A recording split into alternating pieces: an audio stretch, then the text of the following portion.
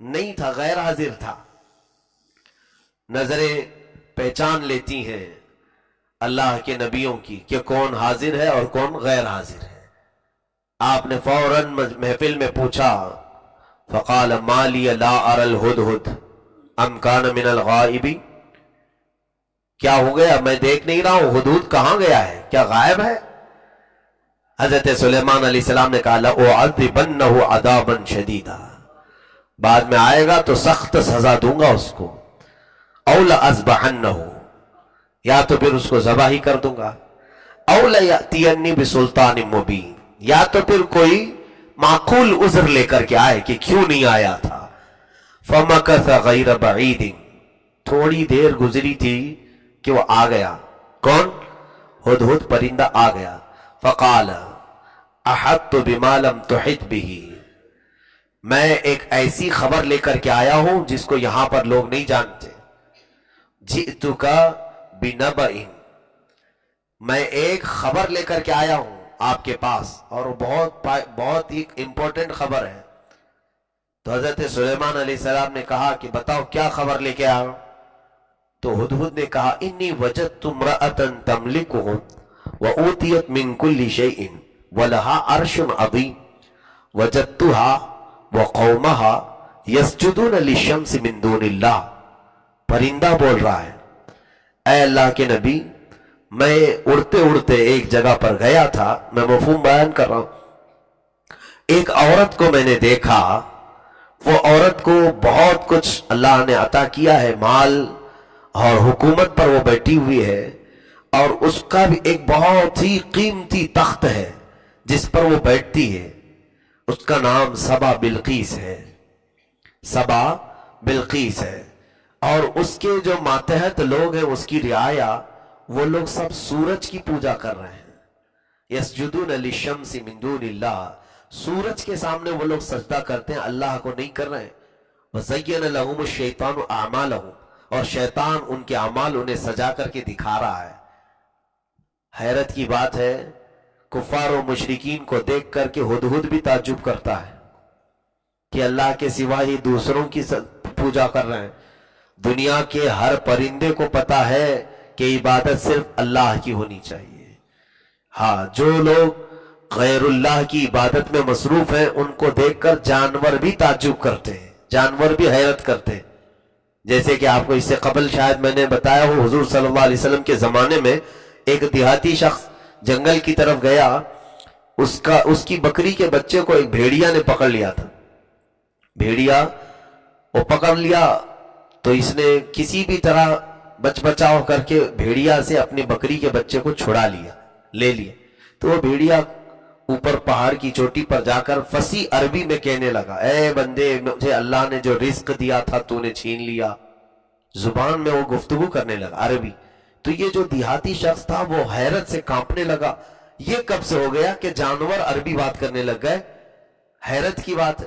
تو سنیے وہ بھیڑیا کیا کہتا ہے، اے نادان، اس سے بڑے تعجب کی بات تو یہ ہے، اللہ کا رسول تمہارے درمیان ہے اور تم ایمان نہیں لاتے. جانور کا عربی بولنا یہ تعجب کی بات نہیں، تعجب کی بات یہ ہے کہ ساری نشانیاں تمہارے پاس ہو کر ایمان نہیں لاتے. تو یعنی جانور بھی یہ جانتے ہیں جو لوگ شرک اور بت پرستی کر رہے ہیں کہ یہ غلط کر رہے ہیں. تو ہدہد آ کر حضرت سلیمان علیہ السلام کو ایسی خبر دیا کہ میں نے ایک عورت کو دیکھا ہے جو حکومت کر رہی ہے اور لوگوں کو کس کا سجدہ کروا رہی ہے؟ سورج کا سجدہ کروا رہی.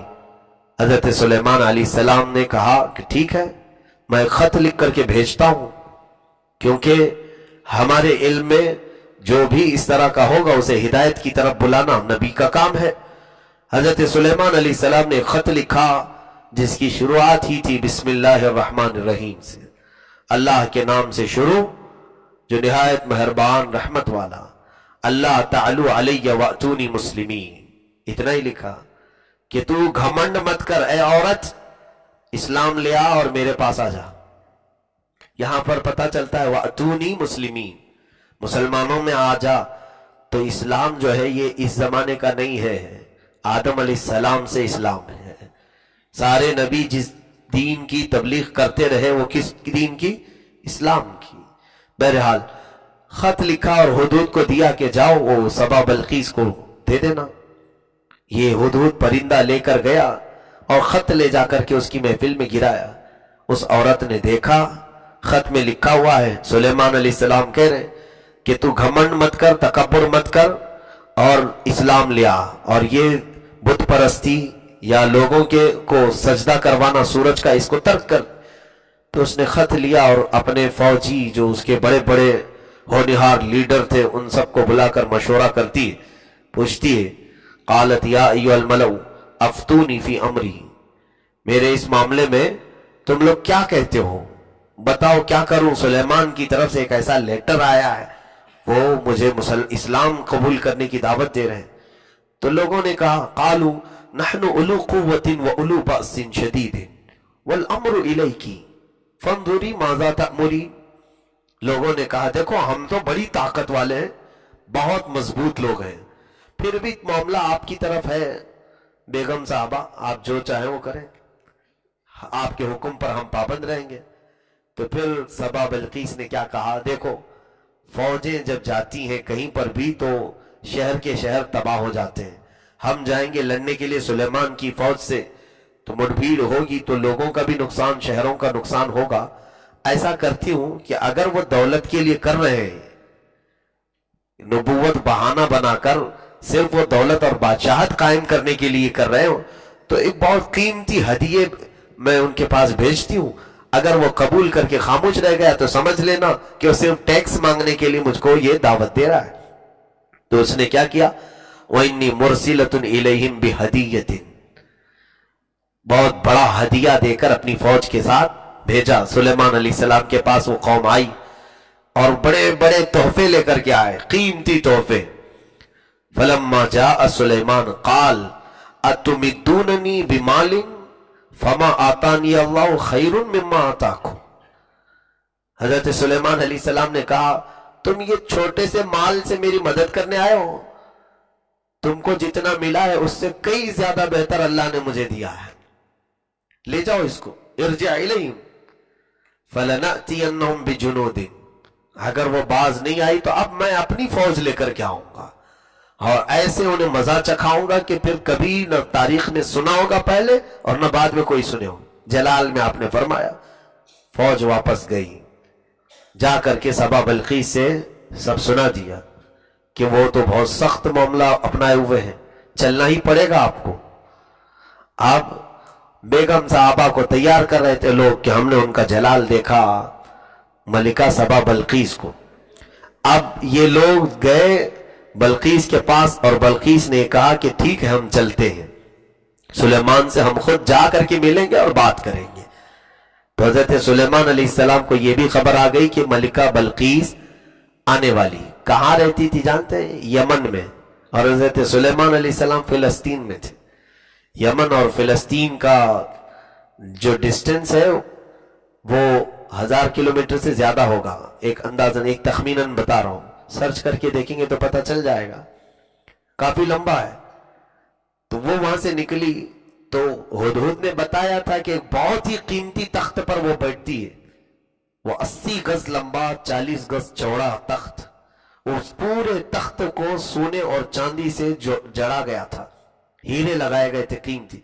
और उस तख्त की हिफाजत के लिए वो 7 दरवाजे बनाई थी, हर दरवाजे पर 2-2 पहरेदार रखी थी कि वो दुनिया का कीमती तख्त जिस पर वो बल्कीस बैठती थी।